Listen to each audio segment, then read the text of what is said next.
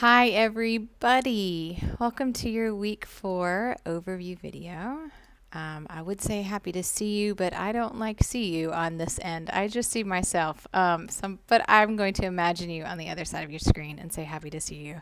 Welcome to week 4. This is going to be a brief week 4 overview video just with a few announcements to get you started on the week's material. So some of the tasks that you will be required to do for week 4 are 3 chapters in your methods and materials for teaching the gifted textbook. That's chapter 13 on problem-based learning, chapter 14 on independent study, and then chapter 18 teaching through simulation and gaming. And all three of those strategies are also going to have some supplemental material in your week 4 module. Additional little links or videos or a new perspective on some of that. You'll have a lecture and a few other videos throughout some of those pages. In addition to problem-based learning, independent study, and simulation, you're going to learn about curriculum compacting, which can be in itself almost a form of independent study. That says tired lessons. That's because I'm tired. That should be tiered lessons. So tiered lessons and choice menus or think-tac-toe board as some continued strategies for differentiating. So do make sure you plan your time wisely this week. There's several pages to work through, some of them with short little videos that take a look at problem-based learning in action, those types of things. And you'll want to make sure that you get your course reading done.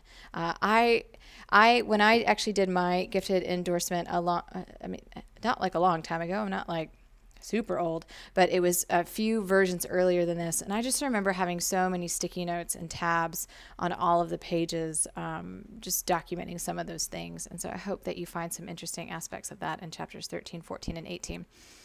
2 assignments this week. You're going to be looking at your week 4 discussion integrating the content. And that week 4 discussion is about curriculum compacting, in which you are going to create an abbreviated version of a curriculum compactor. And so do pay attention when you read through the page on curriculum compacting earlier in the module. There is a video there where I do a little explainer video about what this curriculum compactor tool is in each of the columns and what goes each of the columns. And I give you a little tour through the document, the template that you'll be using.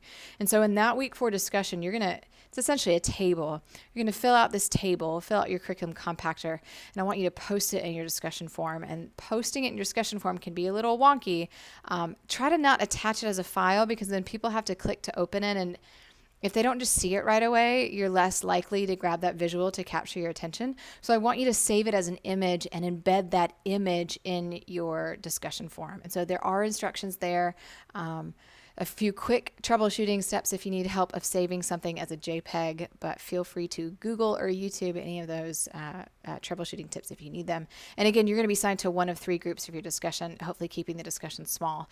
I will be this weekend, probably on Monday. I know it's a holiday, but I'll be working, going in and reviewing a lot of your summaries of your week 3 discussion. And so I hope that the smaller groups was helpful, at least in managing the large page of the discussion forum that Canvas kind of makes it.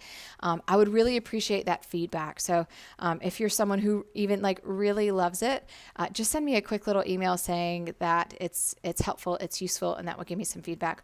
Or if you're someone who hates it and would rather see all of the 23 other of your students, of your classmates posts, then go ahead and email me too, and I'm happy to meet in the middle. We can do 2 discussion groups of 12, but that's still a lot to scroll through. So I thought 3 of 8 was going to be a little better.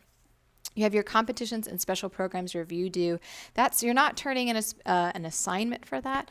You are just updating and editing the page that has been assigned for you. And I did go through, so some of you were a little late to the game to sign up for something. I just went back through today and updated or created a page for you that you are allowed to edit. So you should see a lot of them in there. I think you guys chose some really good ones. I know there's a lot of you in the class, and so a lot of the ones, you're just choosing what's out there.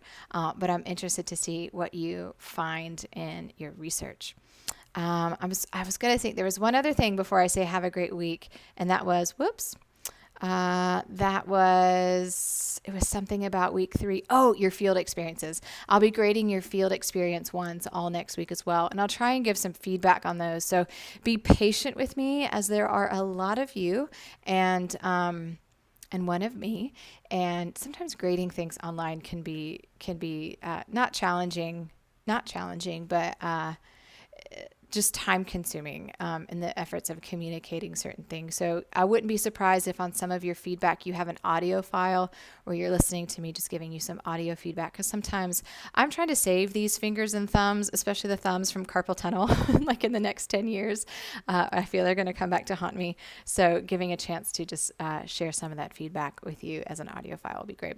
I hope to have your discussion posts, all of your week 3 items graded by the Sunday of the next week. And so so look for them there. Other than that, have a great week. Have a great weekend. I hope you are resting on Monday and taking care of yourself or your family or other ones, or just getting outside in nature and enjoying it and taking a breather. And other than that, if you have any questions, please feel free to send me an email, and I will see you all soon.